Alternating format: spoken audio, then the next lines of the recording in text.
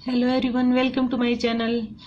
आज हम पढ़ेंगे पंचायती राज व्यवस्था का एम था मजबूत और सक्षम गांव। तो गांव मजबूत कब होगा? वहां शिक्षा व्यवस्था में सुधार होगा,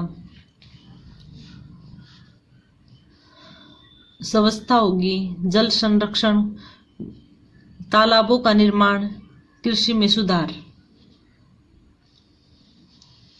गांव मजबूत होगा तो देश मजबूत बनेगा। पंचायती राज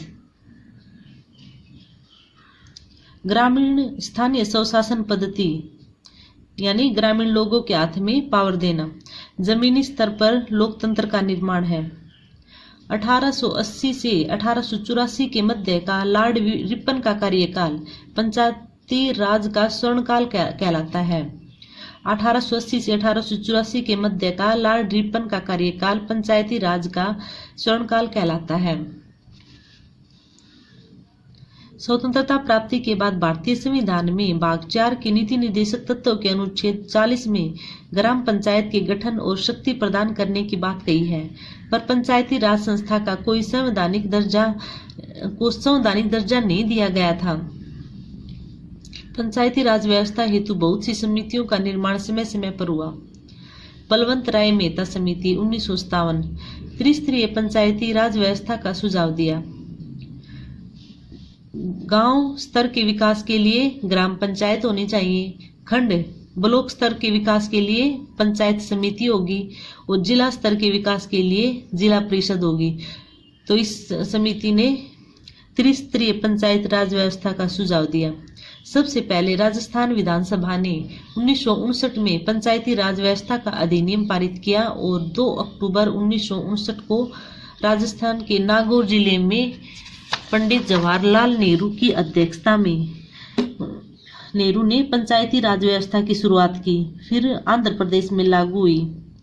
अशोक मेहता समिति 1973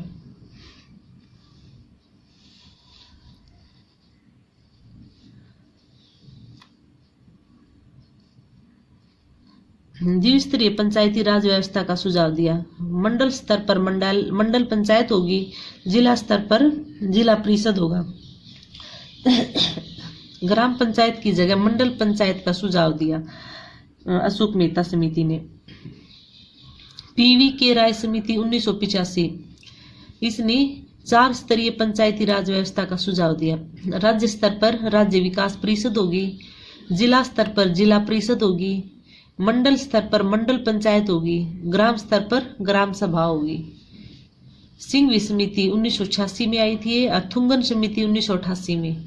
इन्होंने पंचायती राज व्यवस्था को संविधान में शामिल करने की सिफारिश की। फिर 73वें संविधान संशोधन 1993 के तहत पंचायती राज संस्थाओं को संविधान में स्थान दिया गया और संविधान के भाग 9 से 16 नए अनुच्छेद 243 कैसे अण और 11वीं अनुसूची को संविधान में शामिल किया गया। कुछ इंपोर्टेंट की पॉइंट 11वीं अनुसूची में पंचायतों के कार्य निर्धारण करने के लिए 29 विषय के कार्य क्षेत्र को शामिल किया गया। 73वें संविधान संशोधन 1993 इस कानून के अंतर्गत 20 लाख से अधिक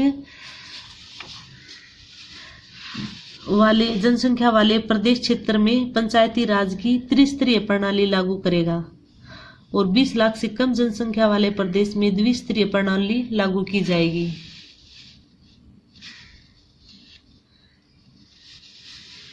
इस कानून में ग्राम सभा को संवैधानिक अधिकार प्रदान किया गया। प्रत्येक 5 वर्षों के बाद पंचायतों का चुनाव होगा। अगर पंचायत भंग होती है तो 6 माह के भीतर निर्वाचन होंगे। अनुसूचित जनजातियों व महिलाओं के लिए 1/3 सीटों का आरक्षण रहेगा। प्रत्येक राज्य में राज्य वित्त आयोग का गठन किया जाएगा। सब इम्पोर्टेंट पॉइंट्स हैं। ग्रामीण विकास मंत्री रूरल डेवलपमेंट मिनिस्टर पंचायत के विभिन्न अंगों की निगरानी करते हैं। ग्राम पंचायत का निर्वाचन करना राज्य सरकार पर निर्भर करता है। खंड स्तर पर पंचायत समिति एक प्रशासनिक प्राधिकरण है। क्वेश्चन और आंसर है इसके। भारतीय संविधान के किस संविधान इसके नेक्स्ट वीडियो में करेंगे। Thanks for watching.